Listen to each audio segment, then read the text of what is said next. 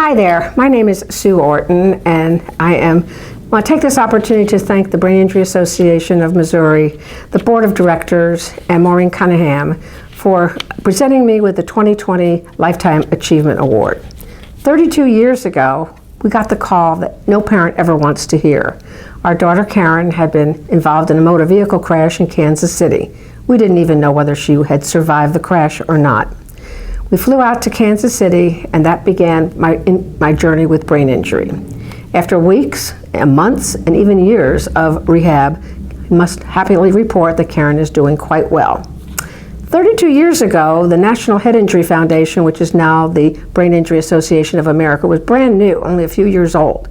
There were few services, few resources, little awareness, and the outcomes were not always positive. While I was in the hospital with Karen, a social worker talked to me and she said, "Karen cannot advocate for herself. You're going to have to advocate for her." That sentence became my guide.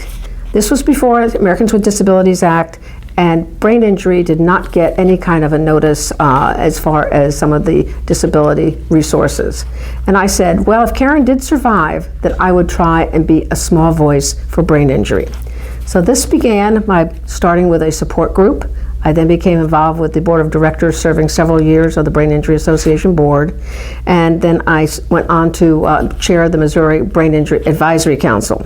Currently, I serve on the Governor's Council on Disabilities, the St. Louis County Commission on Disabilities, the Older Adult Commission on Commission, period, and also I serve on the St. Louis Realtors Inclusion Advisory Group. Prevention is the only cure for brain injury. This was brought home to us over the weekend. We were out to lunch with a couple of our friends, and his son-in-law, about 18 months ago, tripped over a dog, I think it was, and fell down the basement steps. He was severely brain injured. This young, articulate man with a wonderful future ahead of him was now dependent upon his wife and his family for his care. Due to advances in medical care, wonderful doctors, and a fantastic rehab program, I'm happy to say he's making a good recovery. But his ability to communicate, once a very strong strength, is now been severely diminished. Falls, the #1 cause of brain injury today. Prevention is the only cure. I suggest that you log on to the Brain Injury Association's website. There are tons of resources there in order for you to prevent and reduce this incidence. The other incident that happened was that on this lunch date, our friend was talking about her daughter, Laura. 2 weeks, well, I should say, in the middle of August, was invited out for a motorcycle ride with her friend. They're both over 21, and they took a joyride. He was driving, and he tried to avoid hitting a car.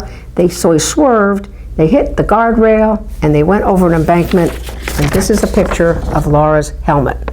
2 weeks after that, these are adults. If they had chosen not to wear their helmets, that today they probably would be grieving instead of celebrating Laura's recovery. Passage of 1963, which ironically is Karen's birth year, needs to be repealed. Call the Brain Injury Association office, ask what you can do to help advocate for repeal of this insidious helmet law and return to common sense and the previous helmet law that we had before. Wearing a helmet saves lives, and there's loss of income and rehab costs for the rest of your life. Thank you again to the Brain Injury Association.